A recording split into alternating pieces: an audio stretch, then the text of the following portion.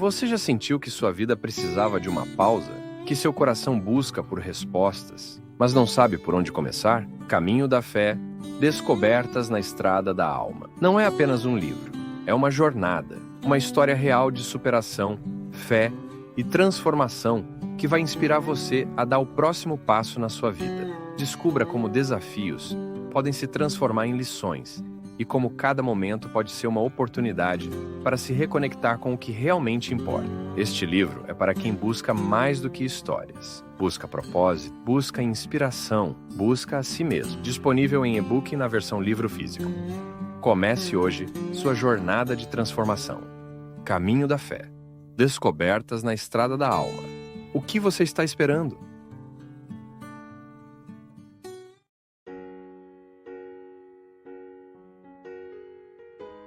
Aí é na convivência, na palavra, na intimidade. Grito não resolve. Não adianta você gritar com essa menina, que ela precisa viver, que ela precisa gostar da vida. Não.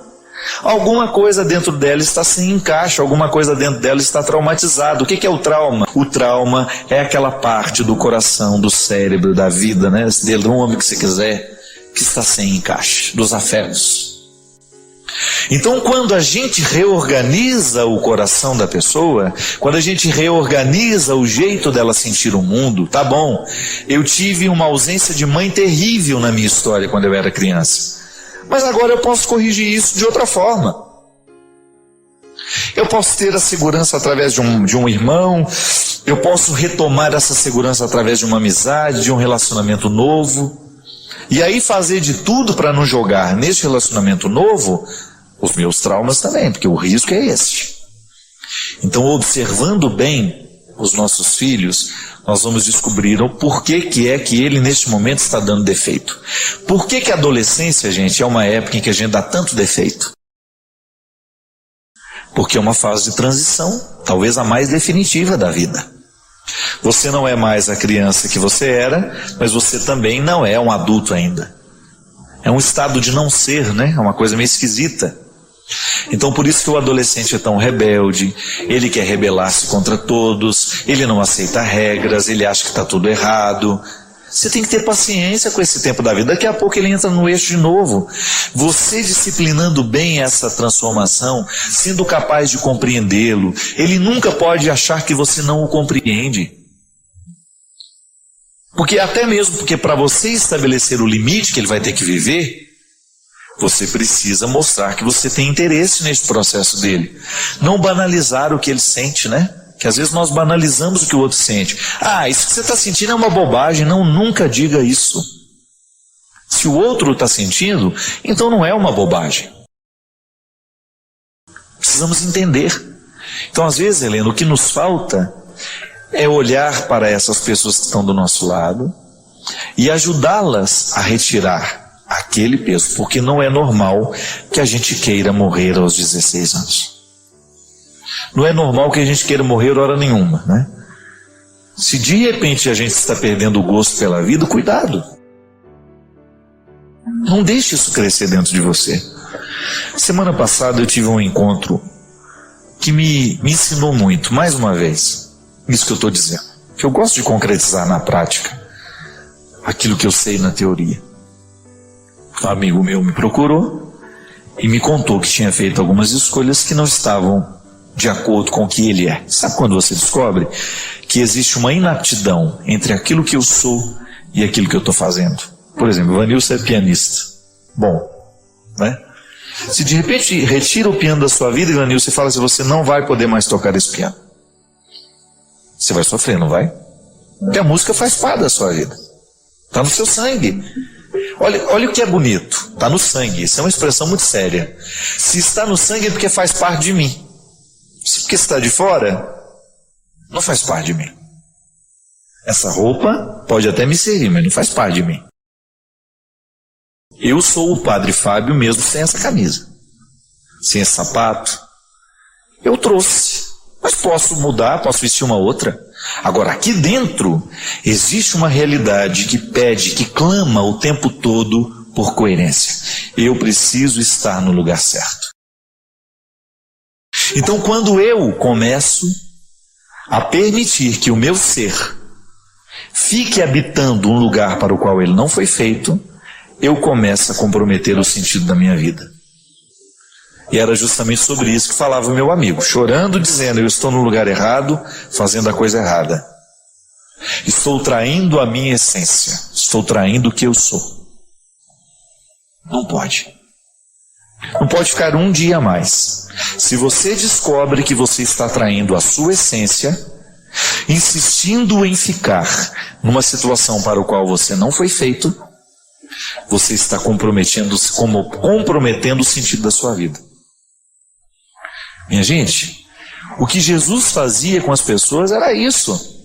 Encontrava a pessoa certa no lugar errado e fazia o quê? Dava um jeito de orientá-la para que ela estivesse no lugar certo.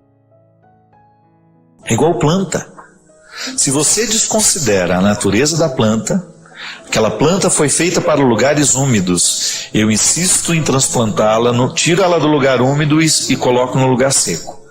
Não espere, não adianta fazer nada, ela vai morrer. Estou lá na luta com as minhas palmeiras. Plantei umas palmeiras lá lindas, todo dia eu olho para ela: ai meu pai, será que elas vão sobreviver? Aí estou fazendo de tudo que eles falaram que eu tenho que fazer para que ela sinta menos o transplante, né? Aí eu fico tentando favorecer o crescimento para que ela não morra. Eu não quero que ela morra. E você sabe que eu olho para o meu jardim lá, que agora eu estou tendo a oportunidade de cuidar, eu fico vendo o que Jesus fazia com as pessoas. É a mesma coisa comigo, minha gente. Eu também sou uma planta que, se estiver no lugar errado, eu morro. Não tenha medo. Não tenha medo de olhar para o lugar que você está, a vida que você está vivendo, e mexer nisso tudo. Ninguém nasceu para ser drogado, ninguém nasceu para ser triste, para ter problemas sim, porque faz parte da vida. Mas ficar o tempo todo alimentando um processo de depressão, de angústia, de ansiedade, não. Passa. De vez em quando a gente se entristece, de vez em quando alguém vai fazer alguma coisa errada para nós, alguma coisa ruim que vai nos machucar, mas você passa. Se você estiver plantado no lugar certo, você suporta tudo isso. Esse não é o nosso esforço, minha gente, é o meu, é do Ivanilson, é seu. A gente descobrir o lugar no mundo, sabendo que o que Jesus quer fazer conosco é isso, oferecer-nos o lugar certo. Conversão é isso, é você dar os passos para ocupar o lugar certo. A realização que eu quero, que você quer, e que Deus já quis muito antes de nós. É isso que eu lhe desejo. Que no dia de hoje você possa ir dormir pelo menos incomodado com isso. Que você acorde amanhã, que você vá dormir assim e que você acorde disposto a viver bem o seu lugar no mundo. Não imagine muito não, viu? Olhe para o seu redor, olhe ao seu redor e descubra o que você pode fazer hoje para que você possa ser a pessoa certa no lugar certo.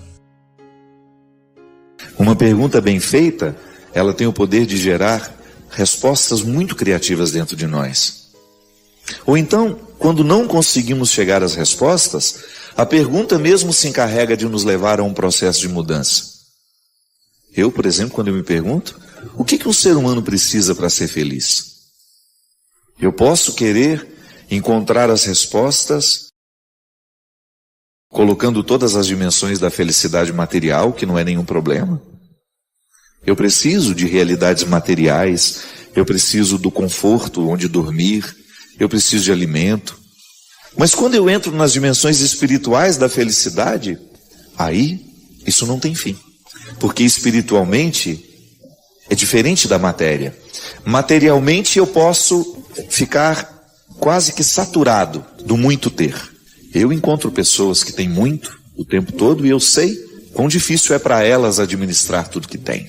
Às vezes passa uma boa parte da vida e do tempo administrando o que materialmente conquistou. E não é desfrutando não, viu? É administrando. Eu gosto de dizer isso. Eu já experimentei o não ter e hoje eu experimento o ter. Os dois são difíceis. Não ter é muito difícil e ter também é muito difícil. A partir do momento que você tem uma casa, que você tem as responsabilidades daquela casa, as demandas daquela casa, você perde um pouco da sua liberdade. As coisas, elas vão criando um contexto para nós que é de aprisionamento. Por mais livre que a gente seja, a gente sempre tem um certo e, às vezes, alguns moderados, outros um exagerado apego às coisas.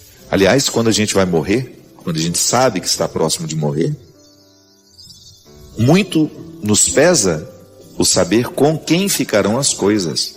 Uma pessoa que foi livre, por exemplo, dos bens materiais, quando se aproxima o fim, ela vai ficar muito mais conflituada com como ficarão as pessoas. O filho que deixou, né? Agora, quando existe um apego material, a pessoa ela fica muito mais preocupada com quem ficarão as coisas do que como ficarão as pessoas. Então, diferente da riqueza material, a riqueza espiritual ela não ocupa espaço. Ela varre espaços dentro de nós. Quanto mais rica uma pessoa fica espiritualmente, mais vazia ela se sente, não no sentido de não ter significado a vida, mas mais espaço ela vai criando dentro para ela poder receber mais, diferente dos acumuladores. É tão triste aquilo, né? Você pode olhar e fazer o seu julgamento. Como é que uma pessoa consegue viver num ambiente tão acumulado? Pois é uma doença, é um desequilíbrio. Aquele é o ponto alto de um apego exacerbado à matéria. Mas há pessoas que procuram na matéria essa felicidade. Extrapola aquilo que é necessário para nós. Sim, a felicidade, ela comporta também dimensões materiais da vida. Mas não se engane. Depois de ter o que é material, se não há um significado espiritual para aquilo que se tem, vira prisão para nós. Você vai viver para administrar o que você construiu, não para desfrutar. E é muito triste viver para administrar. Às vezes a gente vê pessoas que são como cães amarrados nos bens que têm. Alguém se aproxima e já faz. Não é assim? Vive ali para vigiar. O carro não pode ter um arranhãozinho. Se ele perceber que tem um arranhão, ele já não dorme à noite. Ele já quer no outro dia e resolver aquele problema. É um apego exagerado. Faz a felicidade depender de tudo aquilo que é material. Mas o ter, se ele não estiver revestido de realidades espirituais, de significados espirituais, torna-se apenas um fardo. Aí você chega um momento que você até precisa perguntar, né? Quem é de quem? É o carro que é meu ou eu que sou do carro? Sim, a felicidade comporta necessidades materiais. É muito bom a gente ter. As coisas não nos tornam mais ricos. As coisas só nos tornam mais pesados. Porque é o ter sem espiritualidade. Porque eu posso muito bem revestir o que a vida me deu através do meu trabalho de significados espirituais. A minha casa, por exemplo, ela deixa de ser um peso para mim quando ela se torna o lugar do meu verdadeiro repouso, do meu verdadeiro descanso, do lugar onde eu reencontro a minha paz, a minha tranquilidade, onde eu me refaço dos meus cansaços e onde eu coloco as pessoas que eu amo. Todo mundo que frequenta aquela casa passa a fazer parte de uma felicidade espiritual. É tão bonito quando você entra dentro de uma casa e você percebe que ali o respeito pelo outro está nos pequenos detalhes. Não é apenas uma casa para ser bonita, não. É uma casa para ter significado espiritual. Isso é, ali as pessoas que transitam por ali se amam. E isso passa a fazer parte de uma felicidade espiritual. Você está acompanhado de pessoas que você aprendeu a amar. O outro não é enxergado como apenas um objeto para satisfazer necessidades, não. O outro é um ser que faz parte da alegria da minha casa. Nós crescemos demais como pessoas, quando nós conseguimos ultrapassar o significado da matéria. Não, nós precisamos permitir que Deus nos eleve, que Deus nos faça crescer. O amadurecimento espiritual, a riqueza espiritual, até mesmo para nos ajudar a dar sentido a tudo aquilo que materialmente nós podemos conquistar. A tudo aquilo que você já conquistou, a tudo aquilo que você pode ainda conquistar. Para você ser uma pessoa rica espiritualmente, afetivamente. E aí até mesmo aquele pouco que você já alcançou, pode ser que não seja muito. Fica tão cheio de significados que você se sente rico. Você tem aquela sensação de que já valeu a pena. Você fica generoso, você fica grato com a vida, que é muito ruim quando nós não aprendemos a gratidão. Podemos conquistar tantas coisas e ainda assim não estamos satisfeitos. Por quê? Falta a riqueza espiritual de ser grato, de perceber aquilo que você alcançou como um resultado que sempre merece ser comemorado. Eu desejo que você, nas suas lutas, você tenha sempre o direito e a possibilidade de retirar os seus excessos, para você ter diante dos seus olhos a sua verdade fundamental, sem exageros, só você. E a partir disso, você reencontrar o caminho da vida. Padre Fábio, eu ainda não consegui entender como as pessoas têm tanta fé. Afinal, na realidade, o que é ter fé? Vou às missas, participo das equipes de Nossa Senhora, rezo, evangelizo todos os dias, acredito na existência de Deus, mas não consigo ter essa fé que minha mãe tem, por exemplo. Por favor, me oriente sobre isso. Estou pecando contra Deus? Veja bem, gente, é interessante, às vezes nós temos uma tentação de pensar a nossa fé sempre na comparação. Eu sempre digo que comparação é um jeito muito ingrato de viver, ou de você até qualificar uma coisa. Qualificar uma realidade, por exemplo, comparando. É ingrato, porque às vezes aquela situação, ela não merece ser comparada. Ela é única. Tudo aquilo que nós comparamos corre o risco de criar injustiça dentro de nós, ou corre o risco de criar injustiça fora de nós. Comparar é um jeito estranho que nós temos de cometer injustiça. E eu sempre digo que nós, no momento que nós estamos falando de fé, nós não temos o direito de comparar ninguém a ninguém. Porque senão a gente acaba desconsiderando alguns aspectos da fé que de repente são mais vivos em um, menos vivos em outro, mas que não podem ser considerados mais importantes ou menos importantes. São aspectos diferentes. A psicologia nos ensina, né? Porque há três perspectivas da psicologia muito interessantes. Uma que considera que o ser humano ele é fruto dos condicionamentos genéticos. Então ele é o que é porque foi dado a ele uma genética. A outra linha de psicologia comportamental vai dizer que não, que ele é fruto do meio. Até tinha aquela célebre frase, né? Me dê uma criança e eu faço dela um intelectual ou um marginal. Então é aquela outra corrente que acredita que o ser humano é fruto do meio. E eu acho interessante que há uma terceira linha que diz assim: ele não é melhor nem pior, porque é geneticamente programado, né? Porque tem uma carga genética. Ele não é melhor nem pior, porque ele foi criado neste meio ou não foi naquele. Ele é diferente. Então ele não está determinado nem pela genética, nem pelo meio. Ele tem uma diferença. E a partir dessa diferença a pessoa é. A pessoa é o que ela é. Aí, gente, tem toda uma influência daquilo que eu recebi geneticamente, daquilo que eu recebi culturalmente. A fé nasce disso, minha gente. Eu acredito de acordo com o meio que me forneceu os instrumentais da minha fé. O que é fé? Fé é você ter a possibilidade de crer naquilo que você não vê. Porque se você vê, deixou de ser fé. Por isso que eu às vezes, eu questiono muito alguns modelos de religião, onde tudo é muito explicado, tudo é muito claro, tudo é muito limpo, tudo é muito justificado. Não. A fé, ela nasce justamente daquilo que a gente não consegue ver. Eu compreendo o amor, por exemplo, como uma forma de fé. Por que você ama aquela pessoa? Não sei. É uma pergunta ingrata, né? Não é assim? O amor não sobrevive de um não saber também? Ele sobrevive daquilo que eu sei, mas ele nos mantém um do lado do outro, é justamente por aquilo que a gente não sabe ainda sobre o outro. Isso é fé. Eu tenho fé em você.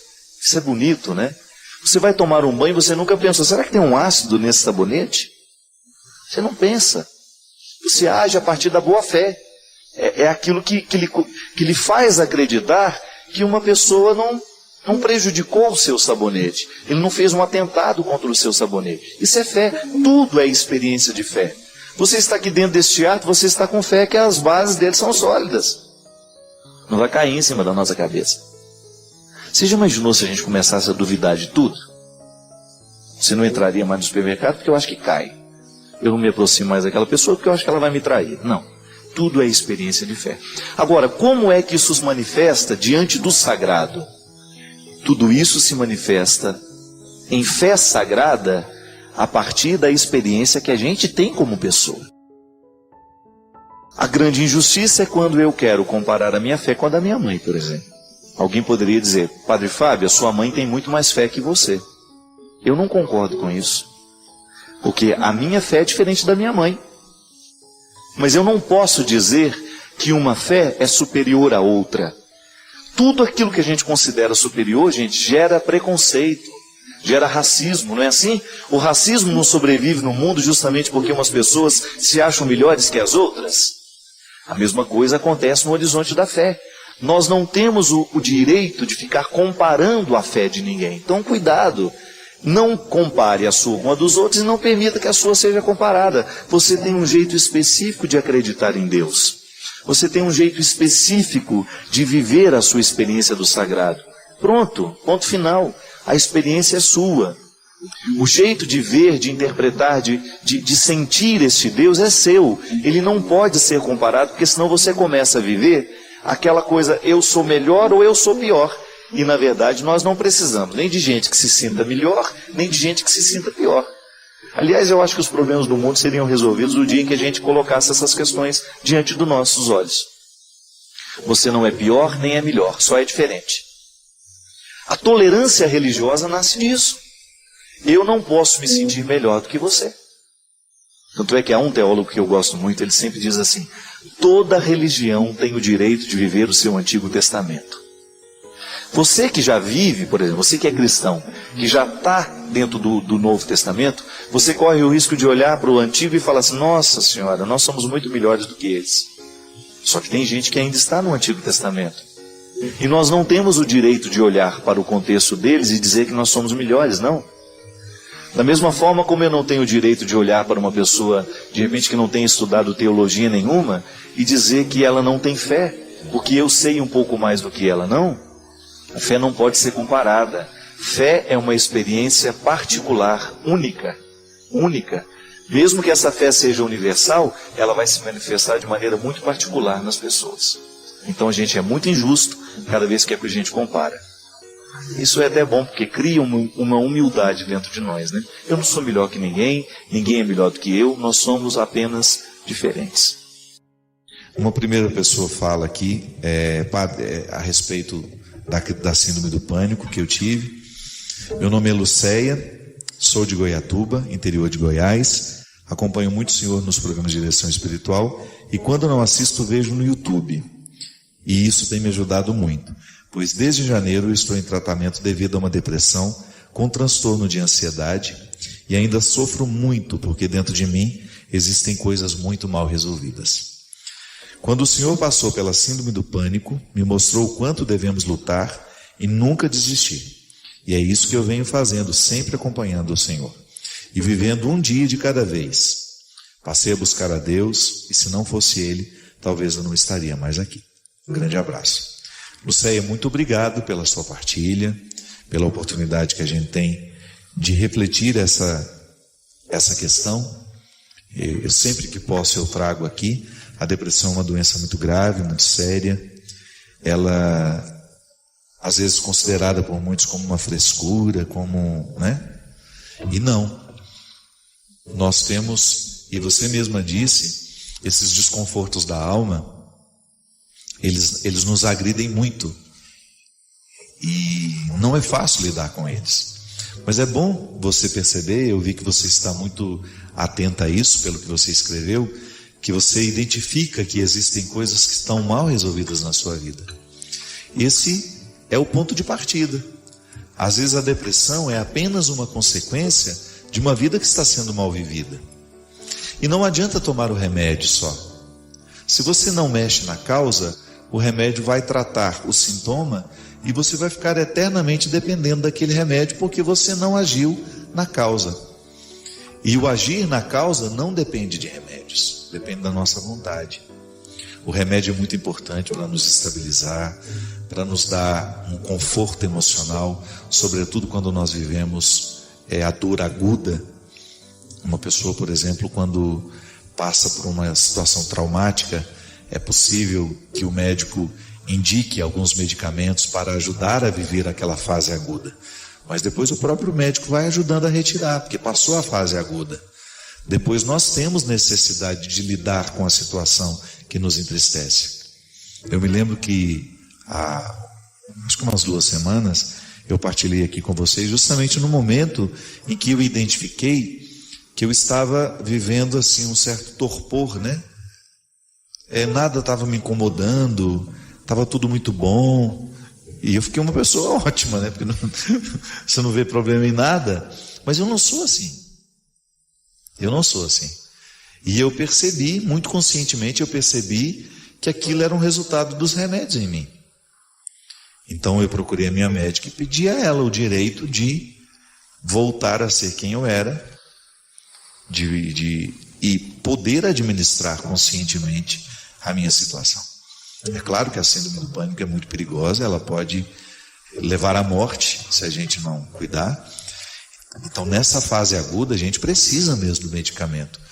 Mas depois, à medida em que a gente vai superando, nós temos o direito e a necessidade de começar a recrutar os nossos próprios recursos. Que o grande problema, minha gente, é quando nós não enfrentamos o problema que nos deprime. Que às vezes é uma estrutura de vida que não foi modificada, às vezes é um emprego em que você não está feliz, às vezes é um relacionamento que está lhe fazendo muito mal, e você não teve coragem de estabelecer uma nova forma de viver esse relacionamento. Às vezes é um estado de vida que está lhe fazendo mal. E se a gente não vai viver os enfrentamentos das situações que nos deprimem, que nos entristecem, o remédio só vai adiar a dor. E infelizmente é assim. Eu fico muito preocupado de ver como facilmente nós nos encaminhamos aos remédios e como nós temos, porque estamos muito facilmente sendo encaminhados aos remédios, a gente fica procrastinando, adiando o tocar naquelas feridas que é necessário para que elas sejam curadas. Então, Lucéia, eu fico muito feliz que você esteja consciente e de que, apesar do sofrimento emocional que você vive, você esteja encontrando aqui no nosso programa, ou seja, também nas minhas pregações no YouTube, nas minhas palavras que nem vão mais por mim, né, que outras pessoas levam, divulgam por aí, que você possa estar aí descobrindo uma força a mais para você poder seguir. Que é assim mesmo. Uma palavra, ela tem o mesmo efeito que um comprimido às vezes. Ela provoca dentro de nós um bem-estar, ela provoca uma esperança, e isso é muito bom. E nós não podemos desistir. Eu tenho uma amiga, uma família muito próxima a mim lá em Campina Grande, que desistiu na semana passada. Se matou, bebeu veneno na frente dos filhos. Uma situação tristíssima. Um desajuste emocional que já estava se avolumando, e de repente aconteceu. E isso nós sabemos que é muito comum. Muita gente desiste da vida. Eu não tenho medo de dizer, eu quis desistir em julho deste ano. O meu sofrimento era tão grande que eu tinha vontade de deixar de existir. Eu não sabia mais conviver com aquele sofrimento. Estava tão agudo dentro de mim que eu perdi a vontade de viver. Mas isso é temporário. Se a gente cuida, volto a dizer, a gente toma o remédio na hora certa, procura o profissional na hora certa, e depois você começa a encaminhar com terapias ocupacionais, mudança de hábito, mudança de alimentação. Já falei isso aqui uma vez, né? Eu tenho uma admiração muito grande pela Margarida Félix, que é uma psicóloga lá de Recife. Ela tem um trabalho muito interessante, que é de recuperação de pessoas deprimidas através de mudança de hábitos e mudança de alimentação. uma pesquisadora muito séria, ela é uma pesquisadora muito séria, que se cercou de bons profissionais e foi catando pesquisas pelo mundo afora, foi trazendo para dentro do instituto dela, dentro do lugar do trabalho dela. E quantas pessoas foram recuperadas da depressão, curadas da depressão, mudando hábitos e mudando a alimentação. Sim, porque a depressão ela é também química, né? Não é só motivacional. Às vezes a pessoa está triste, não é porque ela tem um motivo para estar triste, é porque ela está quimicamente desorganizada. O que é a química do nosso organismo, senão o nosso alimento, a nossa produção hormonal, que é toda estimulada através dos hábitos. A gente sabe que a atividade física tem o poder de ajudar a regularizar a nossa produção hormonal. Então há tantas coisas a serem feitas que nós precisamos ter menos preguiça na lida com a gente. Às vezes eu fico muito preocupado, Jocélio, que eu encontro pessoas muito acomodadas nas cápsulas, né? Não mudam o seu comportamento. Então vão depender eternamente daquele remédio, de repente aquele remédio não faz mais efeito, precisa ir para um mais forte, e isso não tem fim. É um perigo muito sério, muito grave, um perigo muito grave nos dias de hoje, essa acomodação das pessoas, em não mudarem aquilo que de fato está matando, aquilo que de fato está fazendo sofrer. Vamos aqui para um outro e-mail, que na verdade eu já queria ter atendido na semana passada. É do Robson Antônio, que escreve assim, lá de Uberlândia. Ele é católico, praticante, mas ele disse que não acredita na vida eterna. Ele acredita que foi criado por Deus, mas que depois que nós morrermos, tudo vai acabar. Da mesma maneira como você desliga um computador. Ele está com câncer, tem 74 anos e já pensou que quando morrer será como apagar uma luz e tudo vai terminar. E ele pede que eu comente esse tipo de fé, né, que ele tem. Não sei se ele quer que eu faça um juízo de valor, nem estou disposto a isso, porque prefiro muito mais refletir a maneira como você crê. Você sabe, Sr. Robson, que o senhor não é único. É muito comum a gente encontrar nos dias de hoje pessoas que até acreditam em Deus, mas não têm a crença na vida eterna. É interessante porque toda vez que nós acreditamos, primeiro, todo mundo acredita. A fé faz parte da nossa experiência de vida. Todos nós fazemos a experiência de fé o tempo todo. Eu sento nessa cadeira, eu estou confiando que ninguém pôs uma bomba nela. Não é verdade? Você vai mastigar um chiclete, quando você abre aquele pacotinho, você fica pensando que alguém possa ter envenenado aquele chiclete? Não. Você compra um pão na padaria, você parte, passa uma manteiguinha dentro, não é verdade? Faz na chapa, um cafezinho com leite, e você é a pessoa mais feliz da vida, do mundo, comendo aquele pãozinho, e você não está nem imaginando que alguém possa ter envenenado a sua manteiga. Então isso é a experiência de fé. Na filosofia nós chamamos isso de a experiência mais prática que nós podemos fazer na fé. Você confia que as coisas estão em ordem. Isso é bom, porque quem não tem isso vive uma neurose, precisa até de tratamento, é o desconfiado. Tem gente que tem essa desconfiança tão arraigada que vira uma doença. Então, se você não tem essa desconfiança de tudo, você é uma pessoa saudável do ponto de vista mental. Então você está em dia com o seu primeiro nível de fé, que é a fé na vida. Eu acredito que eu posso sair, que eu vou ter condições de chegar ao destino, que não haverá um terrorista no meio do caminho. É a boa fé. Estou agindo com boa fé. Depois você tem uma experiência de fé que abrange um pouco mais o território da espiritualidade. Isto é, eu tenho fé em Deus. Acredito que sou criado por uma força superior, né, por um Deus que é muito maior que eu. Aí você tem o contexto das religiões que ensinam as mais diversas formas e modalidades de divindade.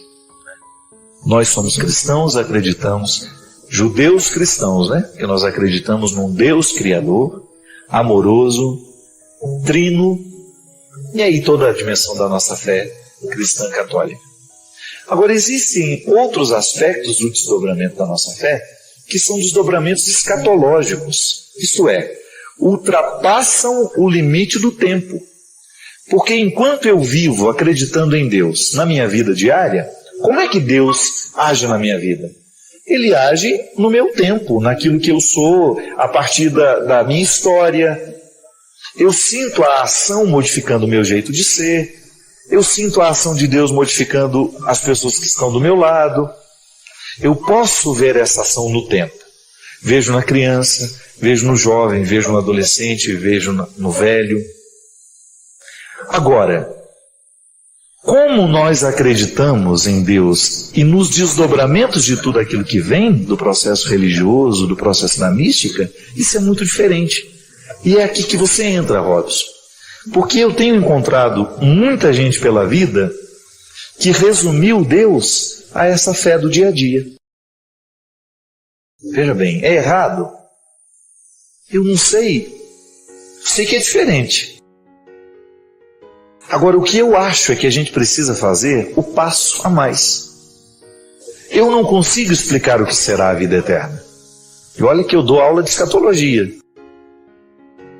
que é essa ciência dentro da teologia que tem a pretensão de dizer como será depois que terminar tudo. Aqui, a passagem pelo tempo vai se findar. Então a gente acredita no início da vida eterna, que é onde moram todas as nossas esperanças. Agora, como será esse tempo lá? Que já nem é tempo, né? Já está errado até na linguagem, né? Quando eu queria fazer doutorado, eu queria falar justamente sobre isso. Da impossibilidade de se construir uma linguagem para falar das realidades escatológicas. Como é que eu vou falar do céu? Como é que eu vou falar do inferno? Como é que eu vou falar do purgatório? Se para eu falar, você precisa entender. E se para você entender, nós precisamos usar o mesmo código de linguagem. Então, para falar de céu, a gente usa a categoria de tempo, a gente usa a categoria de espaço, a gente fala de lugar, né? Você já assistiu aquelas novelas espíritas? Como é o céu? Sempre igualzinho. Aquele campo verde, as árvores, um tédio, as pessoas sentadas debaixo da árvore. Para mim aquilo é um tédio. Porque eu posso até gostar disso de vez em quando. Mas você imaginou o resto da vida desse jeito, gente, debaixo da árvore? E os carrapatos te incomodando? Está vendo como isso é relativo? O inferno para o outro pode ser o céu para mim. E o céu para mim pode ser o inferno para o outro quando você vai pensar. Então veja bem, utilizar dessas linguagens para falar da eternidade é muito difícil. Então, Robson, quando você diz que não acredita na vida eterna, que você vai morrer e é como apagar uma luz, pode ser que você não se identifique com a linguagem que nós criamos para poder falar dessas realidades. É muito difícil, minha gente. É uma linguagem muito difícil. Quando eu morro, eu vou para o céu. Aí imediatamente a gente olha para cima. Só que cada vez mais as ciências estão descobrindo que para cima tem explicação. Não é verdade? São as galáxias, são isso, são aquilo. Então eu já não tenho mais como acreditar nessa localização de que o céu é lá em cima. Aí a gente então vai descobrir que a teologia vai nos propor categorias muito sofisticadas que às vezes são difíceis de nós compreendermos ou até de explicar isso para o outro. Aí eu fico tão desanimado, é como se eu desacostumasse de tentar explicar, né? Aí eu chego à conclusão assim, olha, é mistério. Eu prefiro ficar com essa resposta e dizer para você que é um mistério, a ter aquela sensação de que eu estou fazendo um discurso idiota só para você ficar sem me perguntar depois de novo. Para que eu vou calar a sua pergunta? Pode ser que a sua pergunta seja muito mais interessante que a minha resposta. Então eu não tenho o direito de retirar a fertilidade da sua pergunta e substituí-la pela infertilidade da minha resposta. Eu, como padre, como líder religioso, eu não tenho que te dizer como será o céu. Eu tenho que lhe fazer imaginar. Porque no momento que você imaginar, você criará o céu a partir das categorias da sua satisfação. Ah, mas isso então é uma loucura, padre. Não. Se Deus nos deu este dom, Não é verdade? De sentir, de desejar, eu diria a você, o céu é a melhor parte da vida que você puder imaginar hoje, multiplicado por 1000, por 2000, por 3000. Agora, o bonito da vida é a gente viver essa tensão escatológica, pensando assim, hoje, no agora da minha vida, eu renuncio o inferno. Eu renuncio tudo aquilo que possa ser um instrumental de destruição para a minha vida, para a vida de quem está do meu lado. E aí eu continuo imaginando. Robson, eu não acredito que você não tenha esperança na vida eterna. Porque se você crê em Deus, meu amigo, é natural que você, sobretudo agora, neste momento de doença, você descubra uma parte da vida cheia de sabor. Sabe por quê? Porque a vida sempre tem sabor. Há sempre um sabor preparado para cada tempo da nossa vida, mesmo no tempo da doença, da dificuldade, da luta. Eu vi algumas pessoas muito especiais para mim morrerem. E eu posso confessar a você, Robson, que no momento que eu vi aquelas pessoas morrerem, eu sabia que existia um sabor naquele último suspiro. Eu vi. Eu tenho certeza absoluta que o sabor existe até o final. E que a beleza da vida consiste em nós descobrirmos o sabor que eu posso experimentar agora. Agora, como será essa vida eterna? Não posso lhe dizer, meu amigo. Mas posso lhe sugerir que você imagine essa vida eterna da melhor forma possível. Porque se você imagina da melhor forma possível, a sua vida agora é transformada. E é aqui que eu acho que se resolve esse conflito de fé humana, temporária, situada, com a fé na eternidade. Quando nós descobrimos que existe um laço e que o tempo está ligado a uma realidade que não é tempo, que o espaço está conectado num espaço que não é, como eu posso dizer, imaginar, porque não está na clausura dos meus conceitos. E a eternidade é isso. Quando você descobre que no agora da vida, você tem a oportunidade de estabelecer um tempo de céu. É isso que eu luto, minha gente, para fazer isso em mim, nos outros que eu encontro.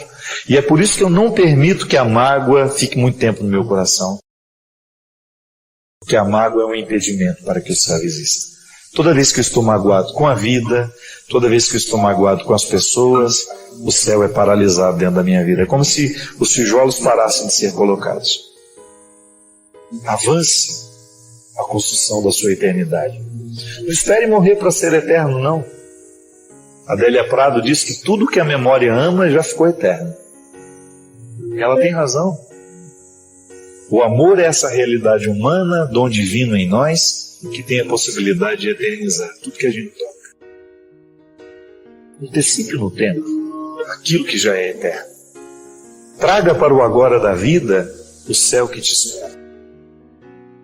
O contrário não vale a pena. Trazer para o agora da vida o inferno que não queremos. O céu é agora. Então eu descubro isso. E não significa que eu não creia no céu depois.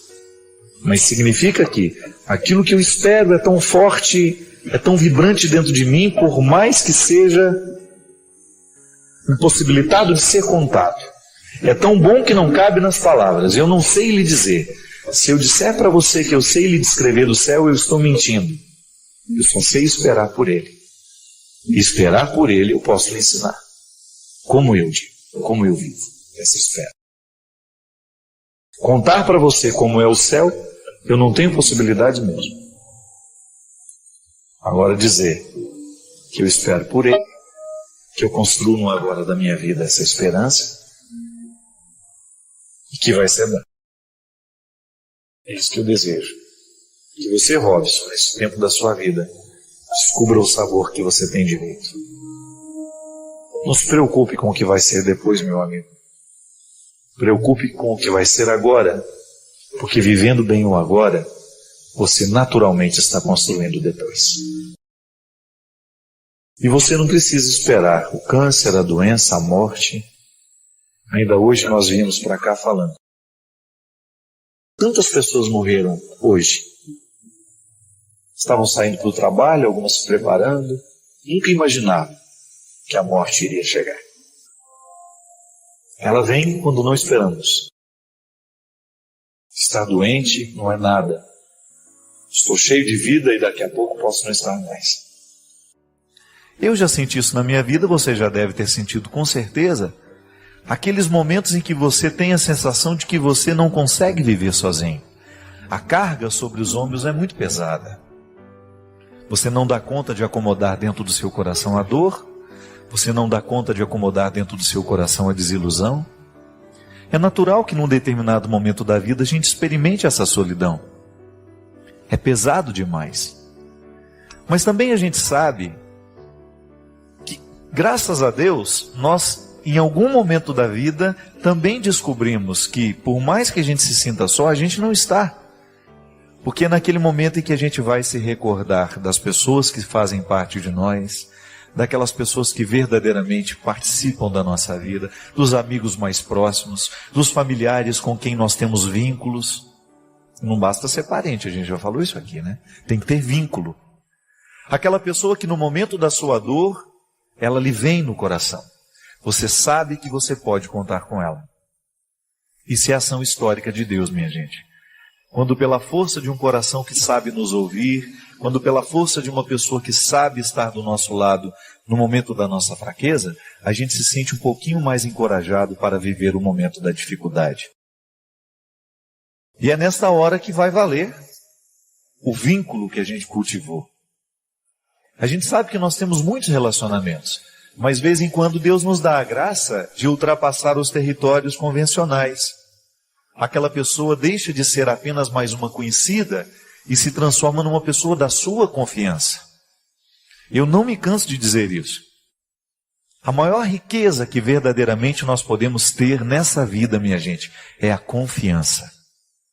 Você confiar em alguém, isso é muito precioso. Porque a confiança retira esse sentimento de solidão. A confiança nos devolve coisas preciosas que a vida nos retira. Quando você sabe que você pode contar com aquela pessoa, que ela é fiel. Confiança é aquela abertura que você faz da sua vida e você permite que outras pessoas entrem e que elas tenham autoridade sobre você. Quanto mais a gente está convertido, quanto mais a gente tem essa experiência humana de amar e ser amado, maior é a oportunidade que Deus tem de agir em nós. Por um fato muito simples, Deus passa pela ação do outro na minha vida. Quando eu tenho relacionamentos de qualidade, eu experimento na minha vida a força de Deus agindo em mim através daquelas pessoas. Como? Através de um conselho que eu recebo, de uma chamada de atenção que eu recebo. Só quem nos ama vai querer nos abrir os olhos, para a gente perceber aquilo que em nós precisa ser modificado. A gente só pode dar ouvido às pessoas que nos amam de verdade por causa disso. Só elas estão verdadeiramente comprometidas com o nosso crescimento, com a nossa felicidade. Por isso é importante a gente descobrir quais são essas pessoas que verdadeiramente são voz de Deus na nossa vida e na nossa história. São as pontes por onde Deus passa. São as pontes por onde Deus passa e nos encontra. Que às vezes Ele até passa pela ponte, mas não nos encontra. Sabe por quê? Porque a gente prefere dar mais valor à ponte do que àquele que atravessa. Deus chega na nossa vida através de uma palavra, através de um conselho bem dado, sensato, através de um olhar, através de um carinho, através de um gesto. Isto é a ação histórica de Deus. É milagre? Pode ser que seja. Mas este milagre nós provocamos. Porque somos nós que temos a oportunidade de aprofundar os relacionamentos que Deus está nos permitindo. Sair da mesmice. Chega de mesmice. Chega de ser conhecido de muita gente, mas amigo de ninguém.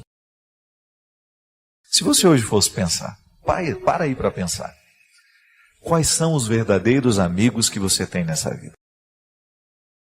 Quais são as pessoas que têm autoridade afetiva sobre você?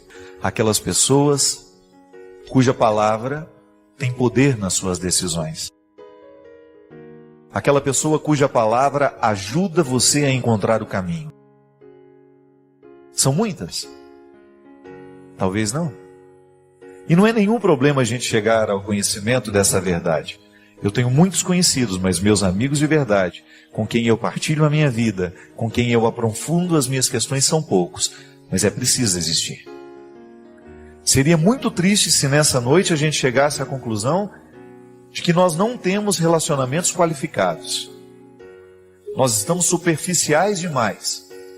Nós estamos tendo muitos conhecidos, mas não estamos tendo amigos de verdade. E aí é o momento de virar. Esse jogo precisa mudar. Ninguém pode ser feliz se não tem bons vínculos nessa vida. E aí volta a dizer, Deus perde a oportunidade de passar pela nossa vida, por quê? Porque faltam pessoas em que a gente confie. Se a gente não tem pessoas em que a gente confie na palavra, como é que Deus vai falar comigo? Como é que eu vou poder ter a oportunidade de transformar a minha personalidade, o meu jeito de ser, se eu não dou atenção à palavra de alguém? Se ninguém tem poder de falar comigo, se a palavra daquelas pessoas não tem autoridade sobre mim, como é que Deus vai passar por essas pessoas? Muita gente, mesmo sem nunca ter se encontrado comigo, me considera um amigo. E eu fico feliz por isso.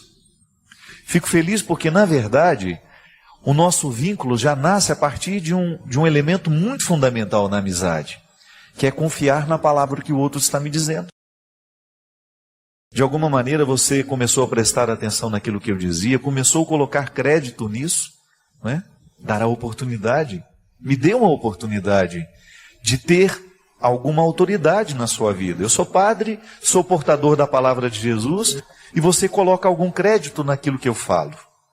É responsabilidade minha, porque Deus nos coloca nestes caminhos para que a gente possa ajudar a vida uns dos outros. Agora eu também tenho que ter as pessoas que passam pela minha vida e fazem por mim aquilo que eu tenho a oportunidade de repente fazer por você. Elas chegam de todos os lados, minha gente. Deus passa pelos caminhos humanos. Deus age através de caminhos humanos. Vozes humanas são capazes de serem a voz de Deus. Amores humanos são capazes de serem o amor de Deus na nossa vida. Porque Deus precisa da história para agir. É lindo acreditar nisso. Que a reencarnação de Jesus continua acontecendo entre nós no momento em que nós nos dispomos a ser para o outro um caminho de salvação. Na correria que eu tenho, se eu não tenho os meus momentos, nessa vida corrida que eu levo, se eu não tenho o meu momento de alegria com os meus amigos, eu não dou conta de viver tudo o que eu preciso viver. Por quê? A alegria nos fortalece, minha gente. É por isso que a felicidade, a alegria, a satisfação é um combustível muito eficaz para que a gente possa ser um ser humano inteiro. Essa oportunidade pequena, miúda, que às vezes você tem de comer um sanduíche com uma pessoa que você ama, um amigo que você precisa ouvi-lo de vez em quando. O sanduíche é só uma desculpa. Ou sair para comer alguma coisa, não precisa ser nada sofisticado, não. O que precisa ser sofisticado é o sentimento. Como é que foi conviver com a depressão? E qual seria a maior dor dela? Primeiramente, eu precisei aprender a conviver com a melancolia. São processos muito parecidos, né? Mas melancolia não é patológica, não é um processo que precisa ser cuidado. Ele precisa ser assimilado, interpretado, faz parte da minha idiosincrasia ser melancólico. Só que eu tive fases suicidas, e muitas. A melancolia, em alguns momentos, ela foi extremamente penosa para mim, porque eu não sabia interpretar aquilo. Eu só percebia que existia uma sombra na minha forma de ver o mundo. E essa sombra continua até hoje. Eu nunca fui uma pessoa naturalmente feliz. O meu olhar sempre foi mais melancólico, mais tristonho. Eu tendo a ver as coisas com mais pessimismo. Mas ao longo da minha vida eu fui interpretando isso como uma característica que não é um defeito. Não. É uma forma de ser. Mas chegou um momento em que a melancolia se tornou insuportável. E foi então que eu identifiquei que eu tinha um processo muito presente, um processo de adoecimento, que foi um resultado de minhas escolhas. Eu sempre digo que eu acabei dando ao meu corpo um cuidado muito diferente do que me pedia a alma. Eu tinha uma rotina extremamente difícil. Cheguei a fazer quase 28 shows por mês durante muitos anos, e foi uma exposição muito maior do que eu dava conta de suportar. Na verdade, eu acredito que a depressão e também a síndrome do pânico, depois tudo junto, foi uma construção que eu não fui percebendo que estava acontecendo. Eu tive uma irmã que teve uma morte muito dolorosa, uma situação extremamente difícil em setembro, e em julho daquele outro ano eu cheguei em Fortaleza para um show, um evento grande que a gente tem lá, um Aleluia. Fiz o show, depois fiz uma sequência de 4 shows, e todos eles com muito medo de tudo e sentindo que alguma coisa estava muito desorganizada. E quando eu entrei em casa, quando o carro que me levou em casa me deixou, que eu desci, que eu comecei a subir as escadas na minha casa, eu comecei a chorar. Fui chorando, e aquilo foi evoluindo, e aquela semana foi a pior semana da minha vida, porque eu não sabia identificar o que estava acontecendo. Eu tinha medo de tudo, e uma tristeza que não tinha como ser acomodado dentro de mim. Foi então que eu identifiquei que existia algo muito sério acontecendo, procurei ajuda médica e fui diagnosticado com síndrome do pânico e depressão. Compreendi que, da mesma forma como eu preciso tomar um remédio para o coração, para a pressão alta, o cérebro também precisa ser medicado, né? A gente tem muito preconceito com remédio psiquiátrico, então a gente não pode achar que ele é um remédio de louco, não. A depressão é um processo químico que pode ser muitas vezes despertado por um estilo de vida, ou por uma perda não elaborada, por um luto que não foi vivido. E eu tinha tudo isso. Eu tinha estilo de vida, né? E tinha perdas extremamente dolorosas que não foram devidamente elaboradas, porque eu não tive tempo. Sim. Você não tinha tempo de... Não tinha tempo de viver o luto. De viver o luto. Eu sepultei a minha irmã, e aí veio 2 dias depois... junto com a depressão... Estava no palco cantando. 2 dias depois eu estava no palco cantando. E eu imagino que você deva ter uma dor maior do peso do preconceito dos outros. Mas como assim um padre com depressão? Que desde o momento que eu fiquei público, que as pessoas começaram a me conhecer, eu não vesti um personagem. Eu sempre fui muito espontâneo, né? Fui muito verdadeiro, transparente. As pessoas diziam, eu era vaidoso, sou vaidoso. Gosto de tomar banho, gosto de passar perfume, corto cabelo. Se isso é vaidade, eu sou, então. E quando eu apareci, eu fui muito interrogado acerca de uma série de coisas que a própria construção do padre na sociedade gerou aquelas perguntas para mim. Eu era um resultado daquilo que, de alguma forma, a gente, culturalmente, ao longo dos séculos, a gente foi colocando a figura do padre como uma pessoa muito sisuda, muito pronta, que vai ao velório para dar uma palavra de consolo. Eu nunca nem dei conta disso. Às vezes eu ia a um velório e eu chorava mais que os familiares. Então eu nunca tive muito essa coisa de ser pronto. E nunca fiz questão de me mostrar pronto para nada. Sou um homem miserável, que erro o tempo todo e às vezes erro de forma muito cruel, faço o oposto do que eu gostaria de fazer, caio nas ciladas do meu temperamento, sou vítima do meu temperamento, sou vítima da minha falta de inteligência, da minha falta de lucidez. Então, estava tudo certo. No momento que eu precisei dizer, gente, não quero viver, eu me lembro que eu fui ao bispo, eu sou muito impetuoso, né? E a primeira coisa que eu quis foi me livrar de todas as minhas responsabilidades como padre. E o Dom Wilson me recebeu, eu chorei muito na frente dele, eu falei, eu não quero mais continuar, eu não tenho condições de continuar, eu quero morrer, eu não quero viver, então eu quero que o Senhor me dispense hoje. E ele foi muito sábio, ele falou assim, você tem todo o direito de querer desistir, de sentir tudo que você está sentindo, mas dê um tempo para que essa resposta seja mais consciente. E ele tem razão, né? Eu acho que nos extremos da alegria ou da tristeza, a gente não deveria tomar nenhuma decisão importante.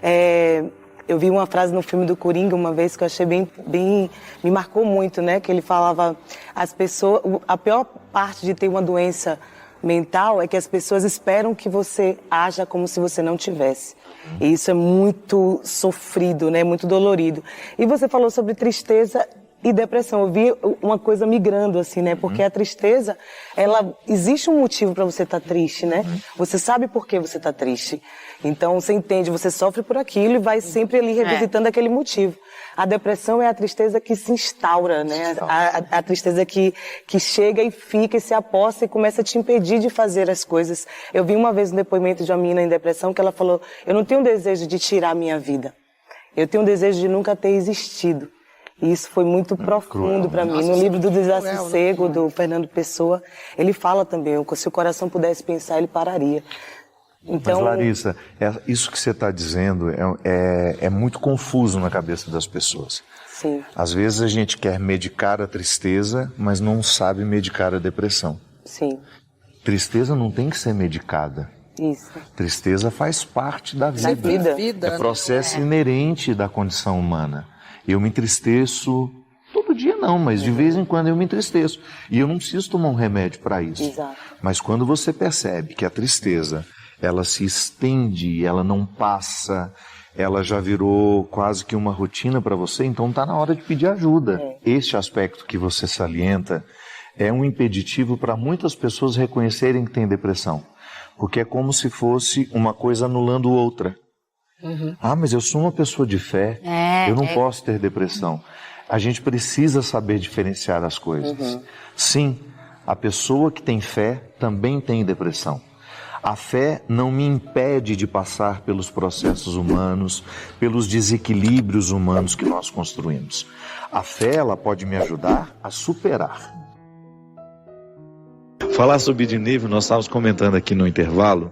Eu vou ter coragem de contar para vocês uma neurose. Eu estou precisando de um psiquiatra para fazer um tratamento, que eu também tenho um problema de vida, esse telefone que a gente não larga, né?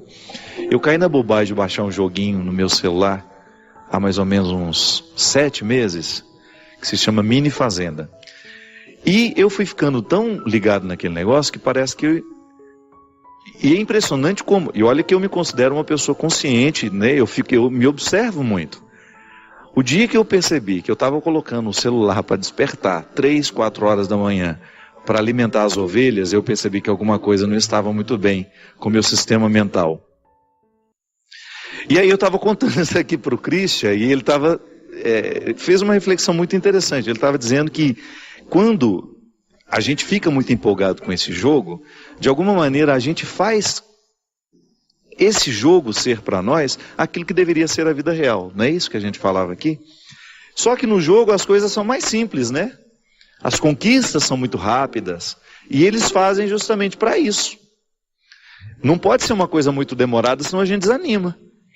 E lá na Mini Fazendinha é um entretenimento, claro, mas isso deveria ser assim, um entretenimento que não envolvesse o meu dia, né?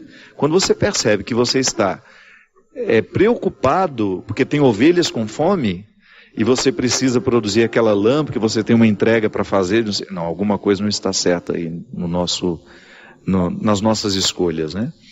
Então eu fico pensando que às vezes essa vida virtual, essas opções inúmeras que a gente tem hoje, de você se divertir, de você se entreter, elas são nocivas para nós, porque elas nos retiram da possibilidade de você viver esse descanso que eu falei. Se a gente estabelecesse uma regra que depois das 10, então, a gente não olha mais mensagem no celular. Ah, mas se morrer alguém, você vai ficar sabendo, não vai ter jeito. Aliás, eu acho que as pessoas deveriam morrer em horário comercial, né?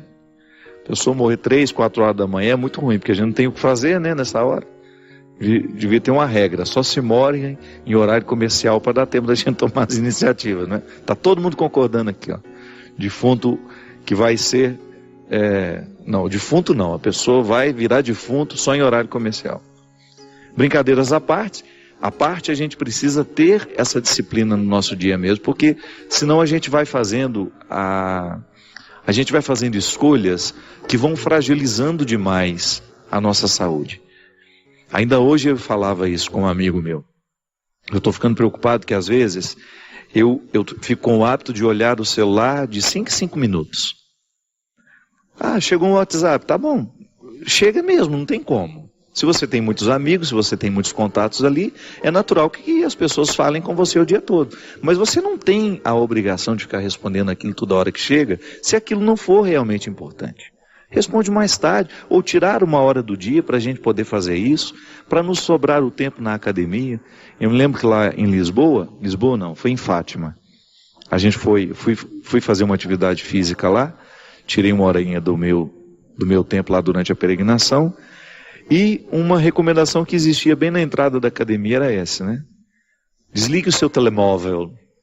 Desligue o seu telemóvel, que é o celular, para que você tenha condições de, pelo menos nesse tempo que você estará fazendo a sua atividade física, você desligar-se e fazer também uma higiene mental. Eu achei interessante porque é mesmo, a gente vai, né, e às vezes na academia as pessoas ficam cada uma com o seu celular. Seria uma oportunidade que a gente teria de descansar também um pouco a nossa cabeça. Cansa o corpo para descansar a cabeça. É sempre esse o movimento. Quem gosta de uma atividade física sabe que essa lógica é possível. Eu canso o corpo e descanso a cabeça à medida em que eu faço a minha atividade física. Mas agora a gente não está tendo condições nem de descansar a cabeça, porque a gente não larga dos aparelhinhos que nos cansam. Nada se submete ao desviver. O que foi dito não se recolhe à boca, o que foi escrito não se deixa apagar. As escolhas nos trouxeram até aqui. O arrependimento não altera um só centímetro do passado. Perdoe-se. Tudo aconteceu como podia ser. Eu sei que você tem uma tendência de se acusar diariamente por aquilo que não alcançou, por aquilo que fez de errado.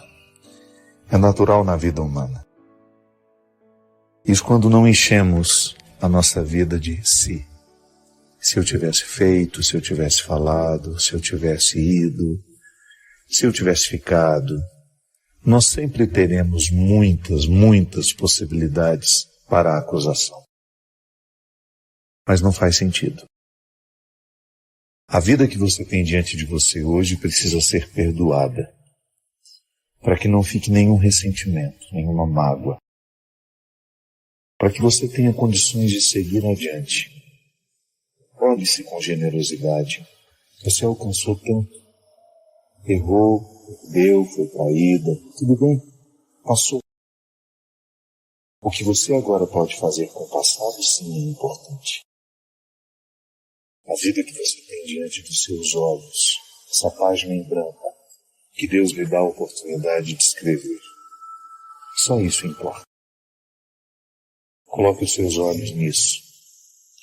Deixe de olhar para o passado, criar conjecturas que não serão possíveis mais. Não podemos alterar um só centímetro do que passou. Mas o presente, o presente, esse está diante de nós e espera a nossa dedicação. O presente está diante de nós e, se quisermos, poderemos transformá-lo num grande acontecimento. Uma grande oportunidade de fazer a vida valer a pena e de viver confortavelmente em nós mesmos. Perdoe-se. Não se acuse por aquilo que você não fez. Não se condene pelo que deixou de fazer. Se hoje você puder fazer alguma coisa por você, faça. Aconchegue-se. Reconsidere tudo aquilo que você usa para se acusar. Tenha mais misericórdia. E aprenda. Aprenda com os erros. Não permita que eles se transformem numa fonte de martírio na sua vida.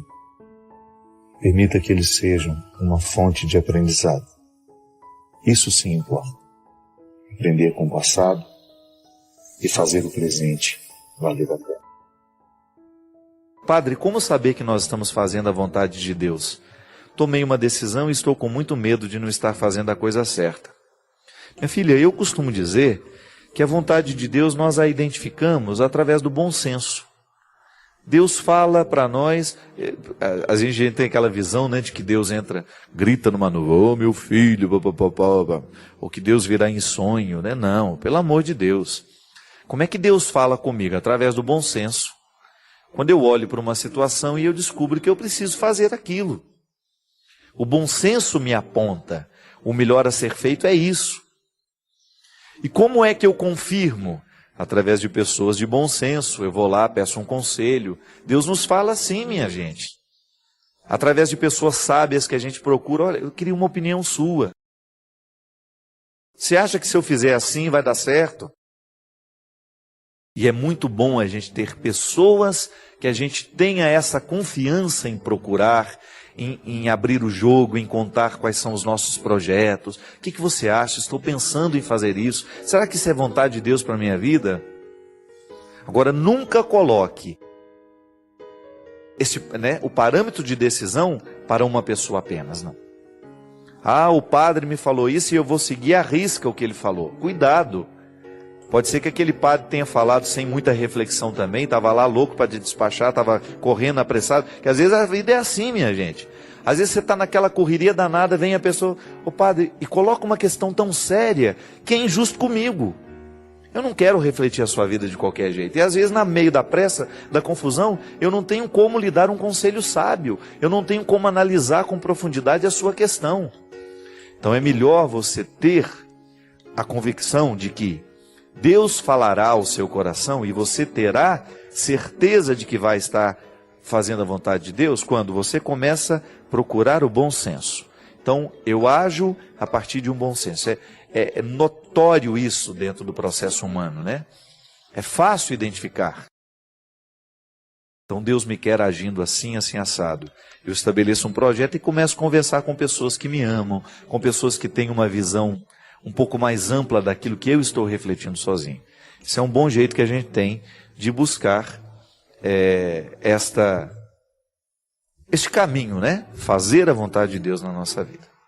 Só quem já leu os livros do Padre Fábio de Mello sabe o quanto eles são transformadores, nos fazem refletir e mudam a nossa forma de enxergar a vida. Se você ainda não leu, não perca essa grande chance. Saiba mais clicando nos links da descrição. Obrigado pela sua companhia. Derrame sobre nós a bênção do Deus Todo-Poderoso, Ele que é Pai, Filho e Espírito Santo.